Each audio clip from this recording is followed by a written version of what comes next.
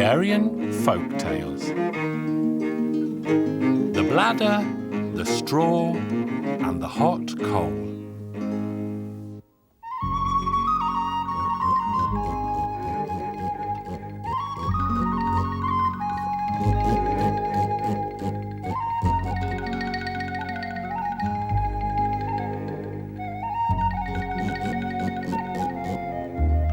Once upon a time, far, far away, to the border and beyond, there lived a bladder. One day the fat bladder began to feel bored, snapped its string and said, "Oh, I think I will go out and see the big wide world."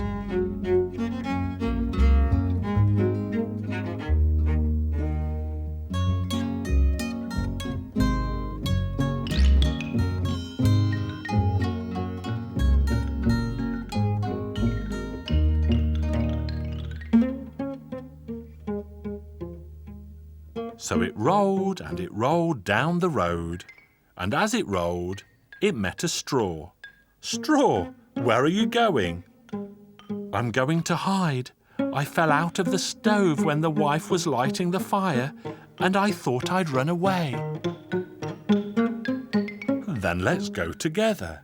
And the two of them walked and rolled, and as they did so, they met a hot coal. "Hot coal, where are you going?" "I'm going to hide. I fell out of the stove when the wife was poking the fire, and I thought I'd run away." "So let's go together." "Let's go." So the three friends rolled and walked and talked together.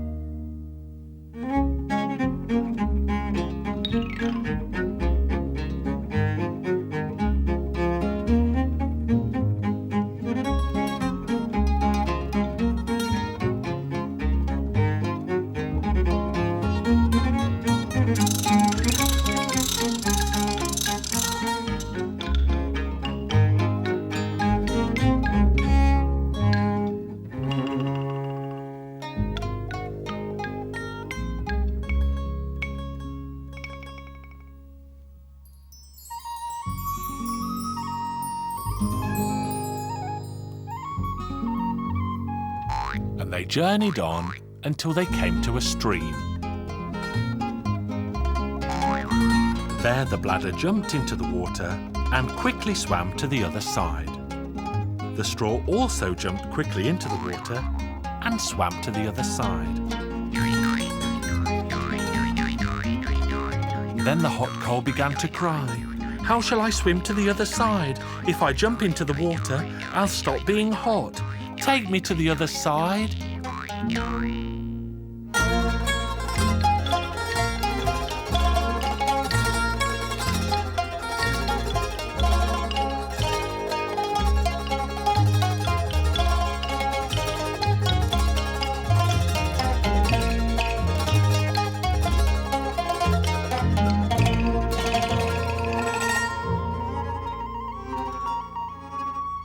The fat bladder sat on the riverbank and laughed so much that it burst apart and killed all three.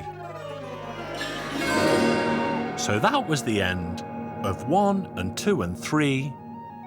And if you know more to this story, you can tell it to me.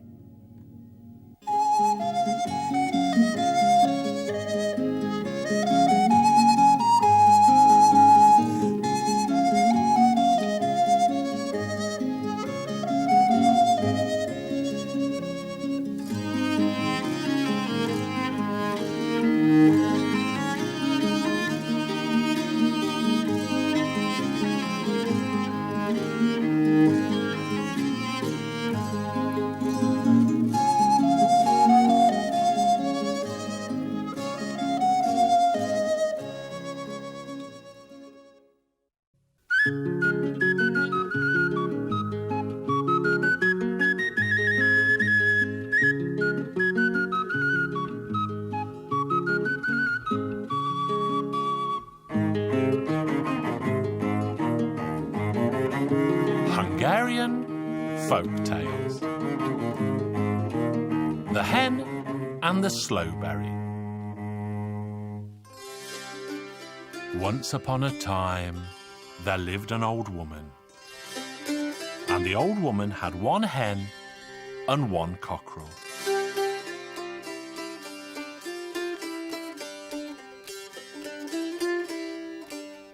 One day the hen was pecking in the bushes when she found a single slowberry.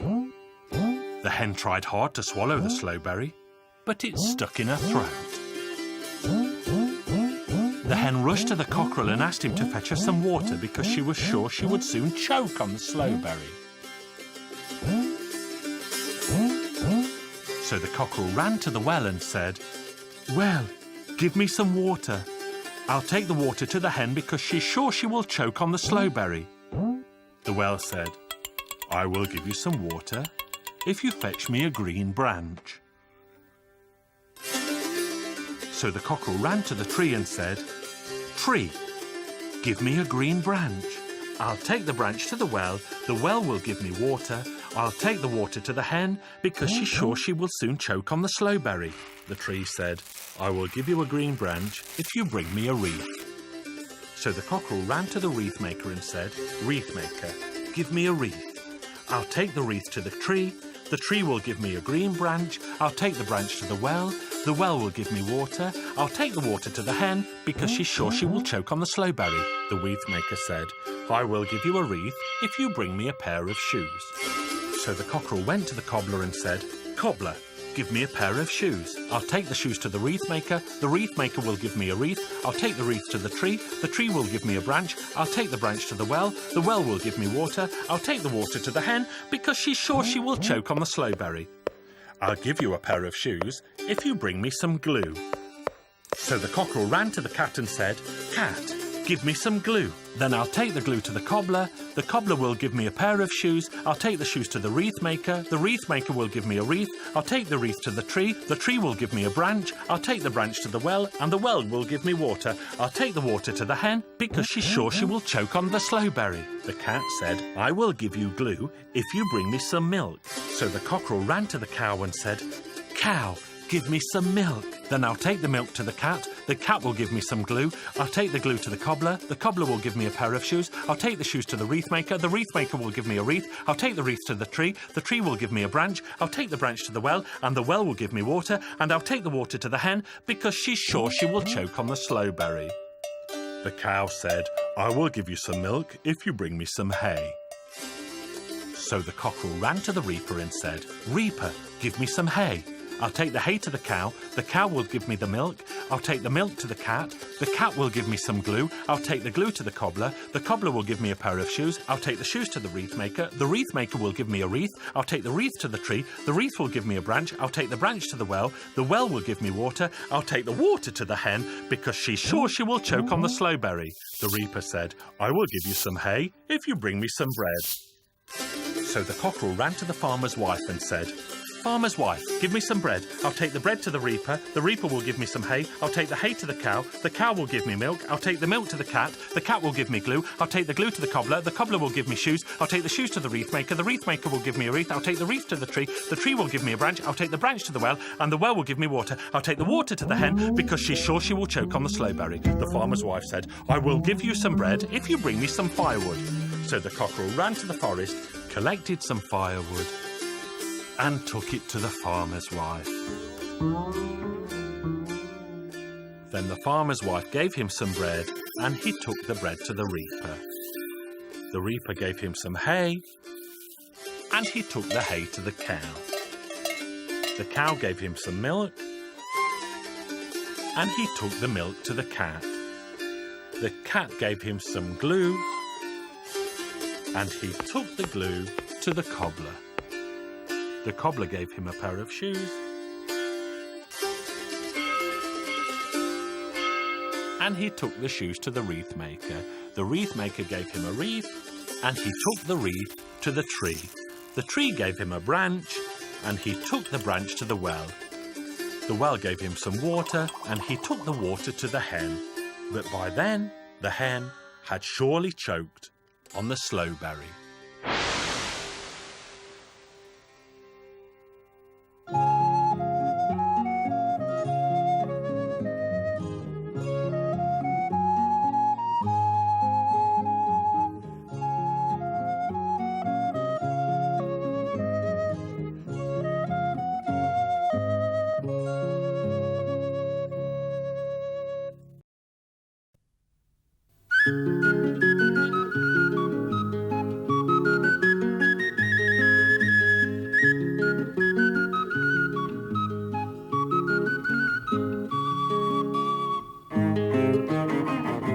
Hungarian Folk Tales. The king who did not want his daughter to marry. Once upon a time, there lived a king, a very rich king, in a castle. He had a beautiful daughter. He loved her so much that he did not want even to let her leave the castle, lest someone should take her from him. One day, however, the princess begged her father to let her walk out a little. He allowed her to do so, but not for long, so that no harm would come to her.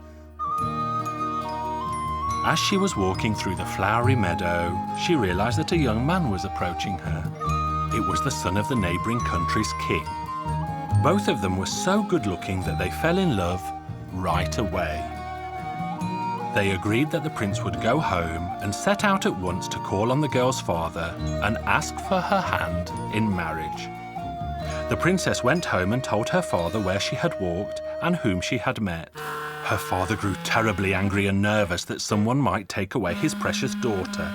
He told his daughter that he'd rather put a curse on her forever than give her to the prince. He sent a messenger to the other king, telling him not to come and ask for the hand of his daughter. But if he still wished to come, he should do so with an army that could defeat him and take his castle. The prince had already set off to the king when the messenger arrived. The king gathered his soldiers and sent them with his son.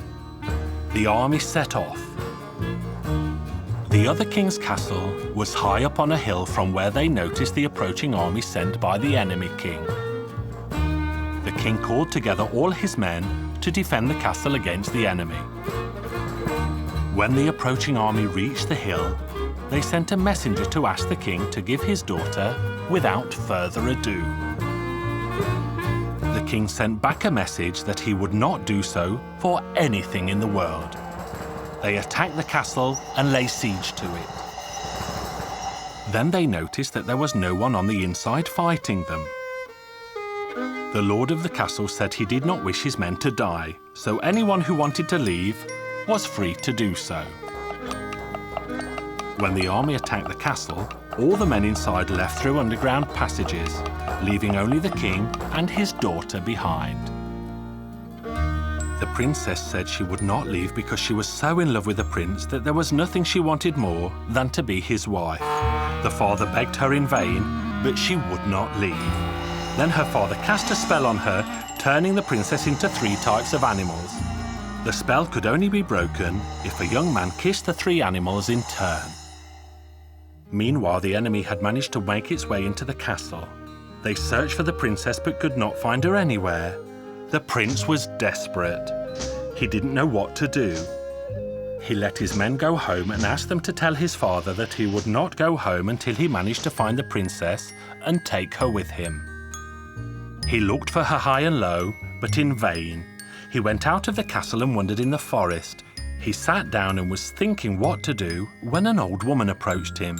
"Dear Prince," the old lady said, "I know what your problem is and I also know how to solve it." The old woman was no less than a witch. "Tell me, old lady, I'll give you anything in exchange, but I must know the answer." "The princess will come out of the castle every moonlit night. And whatever shape she comes in, rest assured it is her. You must kiss these creatures 3 times in a row, and then the spell on the princess will be broken." The prince, who was prepared to do anything, waited for nightfall in the hope of seeing the princess. As the moon came up in the sky, he saw a little bunny rabbit hopping in front of the castle. He took a few steps in its direction, but the bunny did not move. He embraced it and kissed it 3 times, and the bunny vanished. No sooner had it disappeared than a big lion walked through the gate of the castle. Although the prince got cold feet, he remembered the old woman's words, so he approached the lion, embraced it and kissed it 3 times, and the lion did him no harm. Then it disappeared too. Hardly had the lion gone when the prince saw the castle surrounded by flames. A 7-headed dragon emerged, spitting fire from all of its mouths and lighting up the nearby forest. The prince took fright. This surely can't be the princess. But the dragon approached him relentlessly, showing him the huge keys in its hands as if to spur him on and say, "Never fear, sweetheart." Then the prince went up to it, embraced it, and kissed it 3 times, upon which the dragon turned into the princess. They both rejoiced, and she gave him the keys. "Now I am yours, and with me all the wealth in this castle." They entered the castle, and she showed him all the riches. Luckily, there were 6 horses there, so they put them before a carriage and drove to the prince's father, the king. There they held their wedding right away, yet the bride did not seem very happy. The prince asked her what the problem was. "I can't be happy until my father is here beside me." The prince said to her, "Well, we'll find him somewhere." They didn't have to look for him for too long, as he was already on his way there. He learned that the prince had broken the spell cast on his daughter, so he came to see her. The old man was led to his daughter. They saw each other, embraced, and rejoiced upon finding each other at long last. The old man made his peace with his daughter, and the wedding feast went on and on and on.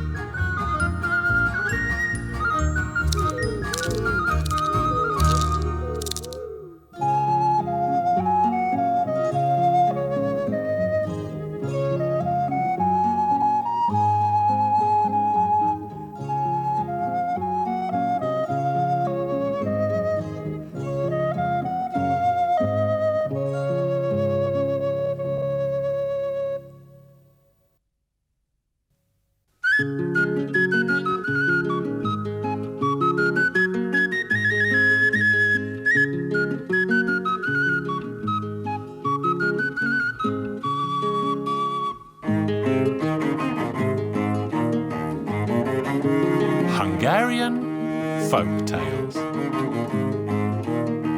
Dan the Dancer. The king mourned his beautiful wife for a year and a day. When his mourning was over, he had it announced all over the land that he would marry any maiden who could spin yarn of gold. One old woman heard this news and rushed home to her house to tell her ugly daughter. "Well, my dear, could you spin yarn of gold out of string?" Her daughter set about thinking and soon set her heart on becoming queen.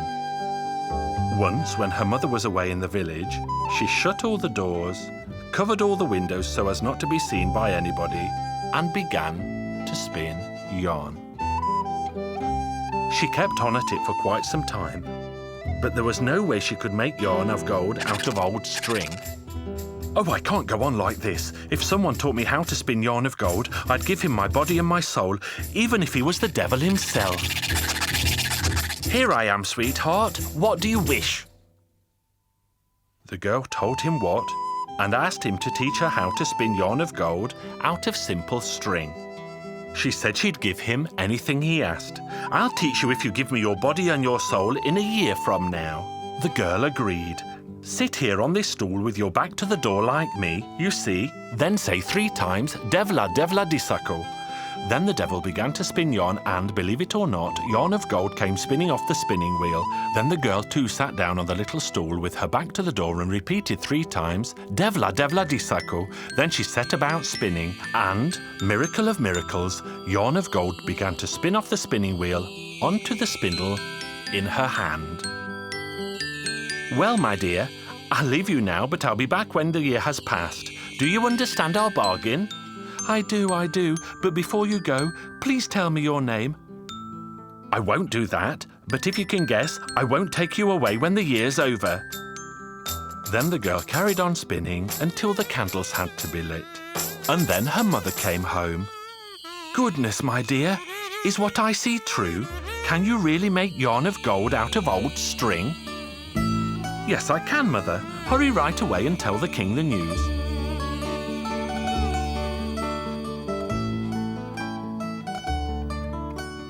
The king found it very hard to believe.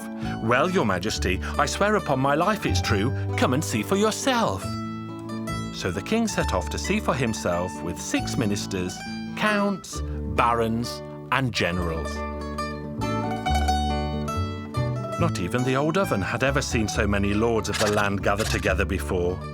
It stood there gaping with its mouth so wide that it was unable to shut it ever again. Then the king and his lords all sat down and watched how the ugly girl spun yarn of gold out of string.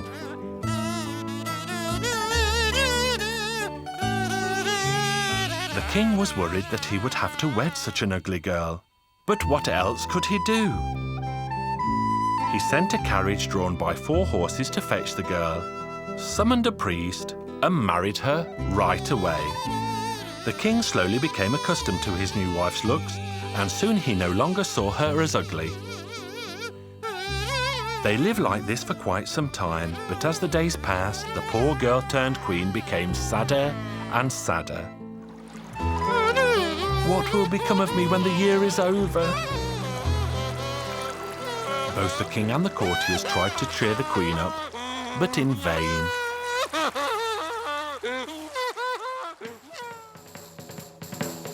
Then one day the king went out hunting with his men.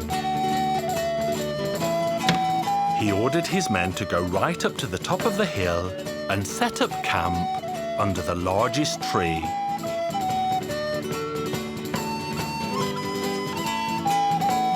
"We have a problem, your majesty. We can't set up camp under the largest tree because a small man shaped like a monster has made a fire there. Maybe we shouldn't go there at all." "On the contrary, we'll go and see who it is, even if it's the devil himself." And they reached the top of the hill, and there they saw a fire, and around the fire a tiny man dancing around a huge pot with an enormous wooden spoon. "Burn fire, burn flame, in this pot is what I make, a beautiful bride I will take, and Dan the dancer is no fake." As the king caught sight of him, he burst out laughing and went straight home to tell his wife so that she could have a good laugh too. And that's just what happened. The queen laughed so much that it seemed as though she had no worries in the world. Time went slowly by, and the year she had bargained would soon be reached at noon that day. On the strike of 12, just as the king and queen were about to eat a delicious bowl of soup, there was a knocking on the door. The queen could guess who it was. "Who is it?" "It's me, sweetheart, the one who taught you how to spin yarn of gold out of string. The year's up and I've come to take you away. If you can say who I am, you can stay." "You mean your name?" "It's Dan the dancer. And to hell with you." Upon this, the little man burst with rage and slammed against the door, and all that was left of him was a big blob of tar. Then the king asked his wife how she knew who the man was. In her great fright, she told him all that had happened. "Well, my love, if you can still spin yarn of gold out of old string after this, you can stay. But if you can't, you must leave here and never return." So the woman sat down and said, "Devla, devla disako," and she began to spin. But it was no use. No yarn of gold would come off the spinning wheel. The woman had a fit, and in her rage, she flew against the door. There she turned into tar just like the devil. All the shoemakers and bootmakers went there from then on whenever they needed tar. And if I'm not mistaken, they go there still.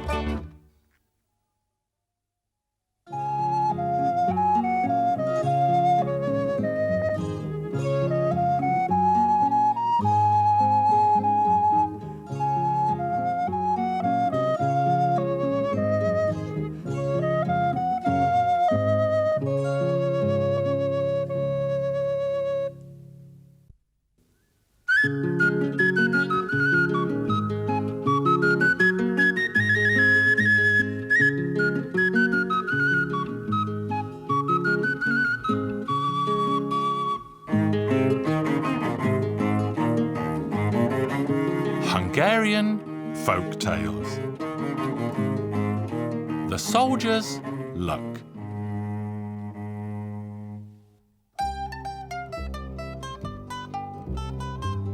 Once upon a time, there lived a soldier.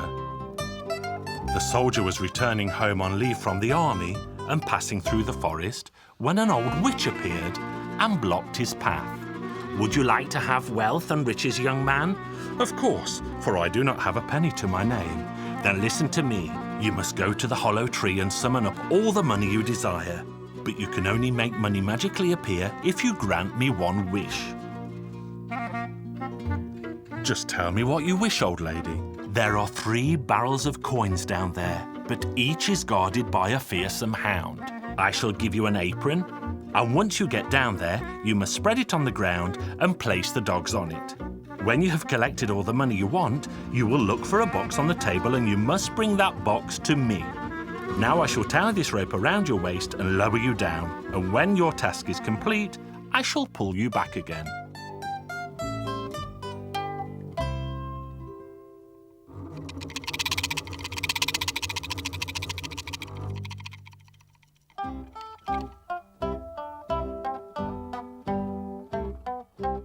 The soldier looked at the coins in the first barrel, but they were all copper. "I don't want these," he said, set the dog back on the pile and carried on. The second barrel contained silver coins. He said, "I don't want these either." The third barrel was filled with gold coins, so he placed the dog on the apron and filled all his pockets with gold. Then he picked up the magic box from the table and called to the old witch to hoist him back up.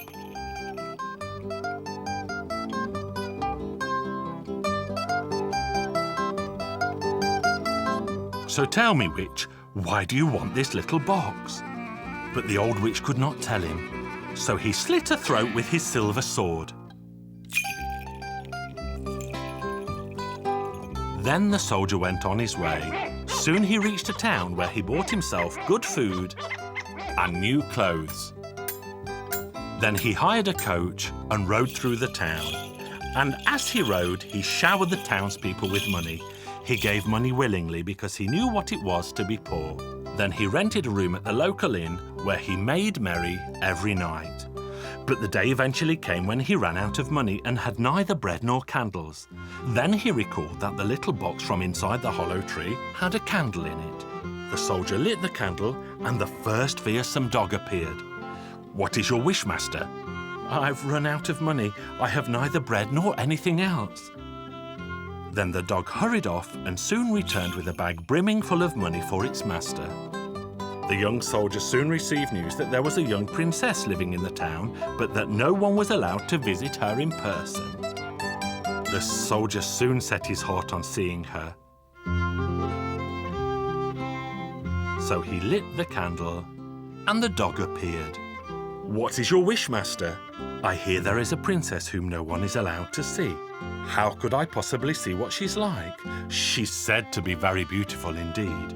Then the dog went off without saying a word and soon returned with the princess. The royal maid went to the princess's room in the palace and discovered that she was gone. As soon as she realized, she began to scream. Everybody asked, "Where can she have gone? Where can she have gone?"